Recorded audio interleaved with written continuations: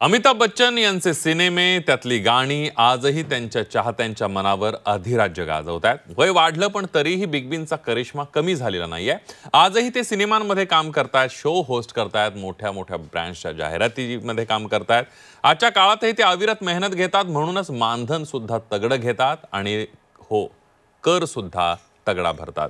यंदाच्या वर्षात बिग बी हे सर्वाधिक कर भरणारे अभिनेते ठरले। बघूया। टॅक्सचा बॉस बिग बी। अमिताभ बच्चन भरणार 120 कोटींचा कर। बिग बींनी मोडला शाहरुखचा विक्रम। अमिताभ बच्चन सिर्फ नाम ही काफी है। आपल्या अभिनयाची मोहिनी प्रेक्षकांवर घालणारा हा महानायक वयाच्या 82व्या वर्षी कामाप्रतीची त्यांची निष्ठा, त्यांची ऊर्जा, उत्साह पाहून हल्लीच्या पिढीतले तरुणही लाजतील। आजही ते तितक्याच ताकदीने आपलं काम करतात आणि म्हणूनच तर लक्ष्मी देवी सुद्धा त्यांच्यावर प्रसन्न आहे।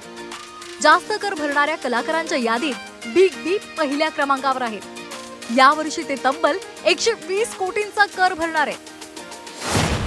2024 आणि 25 मध्ये अमिताभ बच्चन यांनी तब्बल 350 कोटींची कमाई केली। या कमाईपोटी बिग बी 120 कोटींचा कर भरणार आहे। 15 मार्चला 52 कोटी 50 लाख रुपयांचा पहिला हप्ता सुद्धा त्यांनी भरलाय। 2024 आणि 25 मध्ये अमिताभ बच्चन सर्वाधिक कर भरणारे अभिनेते ठरले।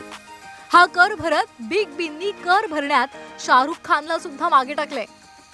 2023 आणि 24 ला शाहरुख खाननं 92 कोटी रुपयांचा कर भरणा केला होता। गेल्या वर्षी अमिताभ बच्चन यांनी 71 कोटींचा कर भरलेला होता। अनेक मोठ्या ब्रँड्सच्या जाहिरातींसाठी बिग बींना प्राधान्य दिलं जातं। चित्रपट, जाहिराती आणि टीव्ही शोज यामुळे त्यांचं उत्पन्न सातत्यानं वाढतंय। यावर्षी बिग बींनी 350 कोटींची बक्कळ कमाई केली आणि त्यामुळे सरकारची तिजोरी सुद्धा भरली आहे। शिस्तप्रिय बिग बींनी सर्वच क्षेत्रांमध्ये शिस्त पाळली आहे। त्यांची आर्थिक शिस्त सुद्धा सर्वश्रुत आहे, त्यामुळे कर भरून त्यांनी आपलं कर्तव्य सुद्धा पार पडले। बॉलिवूड कलाकारांच्या चित्रपटांबरोबरच त्यांच्या कमाईची सुद्धा चर्चा असते। काही मिनिटांसाठी कोट्यवधींचं मानधन घेणाऱ्या या कलाकारांना किती कर भरावा लागतो हे ऐकून त्यांचे चाहते सुद्धा चकित झालेत।